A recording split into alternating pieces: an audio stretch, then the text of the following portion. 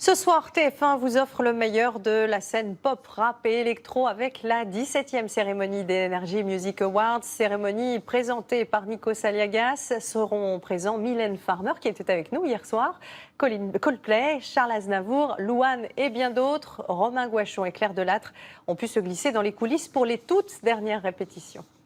Le compte à rebours a commencé. Déjà les premières acclamations d'un public qui brûle d'impatience. Devant le fameux palais des festivals, le public cannois tente d'accéder aux répétitions de la machine Energy Music Awards. L'occasion de voir les stars qu'on aime, des artistes reconnus, voilà. Et puis comme ma fille chante, c'est une occasion de voir un peu comment ça se passe. On se réunit tous pour voir des grandes stars, les voir en réalité. J'aime bien ça. Pour la 15e édition du plus grand événement musical d'Europe, la ville de Cannes, coutumière des festivités internationales, s'enflamme de nouveau. C'est toujours à Cannes que ça se passe et voilà. C'est la Cannes, la ville des festivals.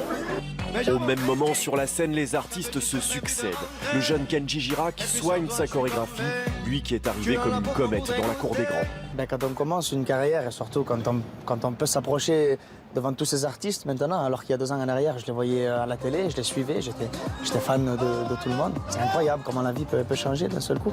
En coulisses, une troupe est déjà costumée ou presque. C'est souvent la course, j'ai l'impression.